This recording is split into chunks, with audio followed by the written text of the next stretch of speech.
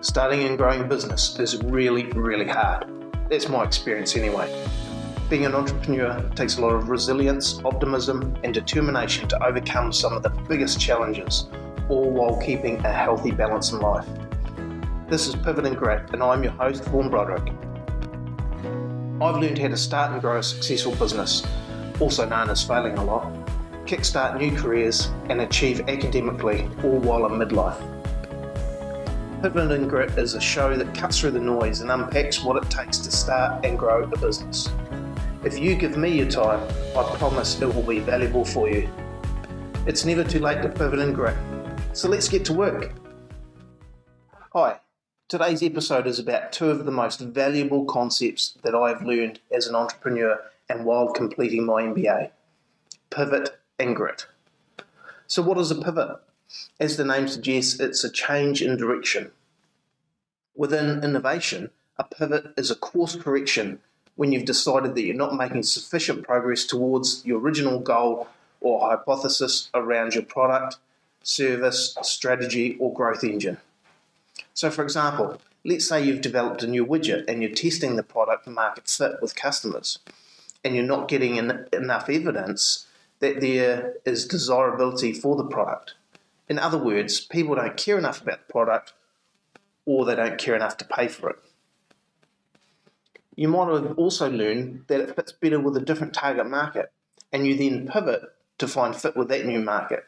Of course, taking this action may also have other implications on the product and business model, such as pricing, channels, value proposition, which will then all need to be tested. Now let's talk about grit.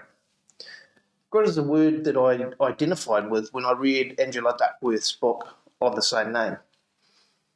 A bit of the backstory is that Angela researched high achievers from West Point cadets to Olympic athletes to spelling bee champions, and found that the number one indicator of success is what she calls grit, which is passion and perseverance. She's also developed a formula for grit, which is talent times effort equals skill, and then skill times effort equals achievement. So what Angela is saying is that the number one factor for success is effort, not talent, not situation, IQ, or physical attributes, but effort. Now that's not to say that you don't need talent or that you'd benefit from being in a better situation, but the most important aspect is that it's what you do with your talent that counts. The secret to achievement when you have grit is another concept, and that's deliberate practice. This was identified by Anders Ericsson. So first, what you need to do when you're having deliberate practice is that you identify a sub-skill to hone. So break it down to something simpler rather than the biggest goal. So for example, if you're trying to run a marathon, what might you break that down to? Perhaps run the first kilometre. Second, when you're practicing, you need 100% focus. So it's not about doing more, it's about the intensity and the focus during that practice.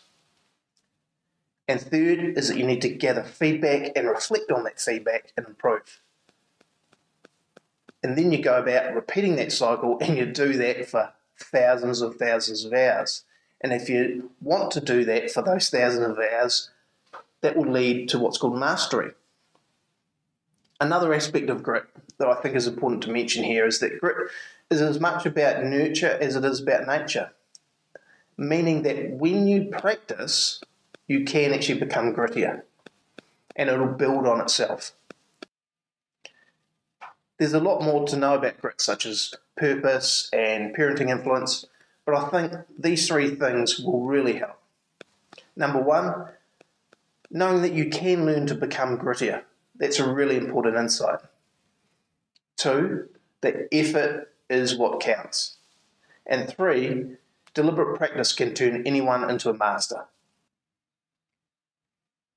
When I reflect on the things I've achieved, it's not because I was the most talented, far from it, but I was talented enough. And it was because I was passionate about something and worked hard over a long period of time. I just didn't know it was called grit. And now that I have this understanding, I carry with myself the confidence into any new endeavour that I care about. Because what I've found is that when you have grit, you can achieve your hardest goals and you can learn to pretty much master anything and become unstoppable along the way.